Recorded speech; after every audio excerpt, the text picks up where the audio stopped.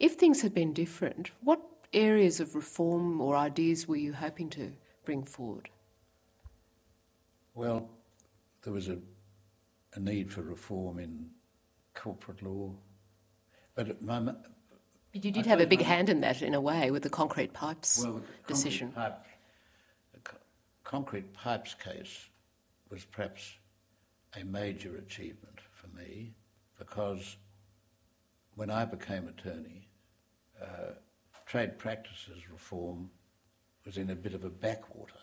I thought that something needed to be done and could be done, and to do it effectively, we had to overcome a very early decision of the High Court, which was arguably very wrong, legally wrong, and so I bent my efforts towards that, and I had the great advantage of working with Bob Ellicott, who was Solicitor General, and a very good one,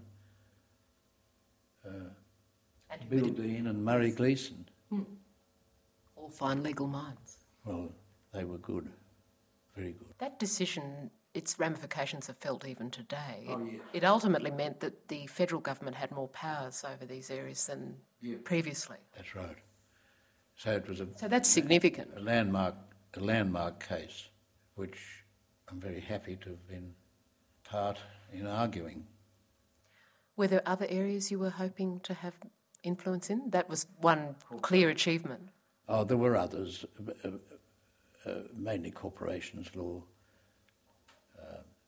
I made a bit of a stir early in my term of office. I think it was about April or May 1970, when I suggested that it was time to consider abolishing criminal sanctions against consenting adult homosexuals, and that caused a great stir. With your own party, I imagine? With my own party, yeah. And I think there were people in the party who were shell-back conservatives who thought this fellow's not for us. Another 40 years and you would have had more success. Sooner than 40 years, I think. Yeah. It is hard, isn't it, to see events that you may otherwise have been able to shape eventually to take their course, don't they? Well, politics is a moving profession in the sense that views change and people in some ways become more sensible about great social issues with the passage of time and with the passage of much public discussion. But I was out of sympathy with a lot of people in the Liberal Party at my time, and they with me, as evidenced by McMahon's parting remarks. I've been under great pressure in the party to get rid of you. A lot of people in the party,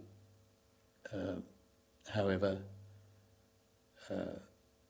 remonstrated or argued with McMahon behind the scenes to keep me in the ministry.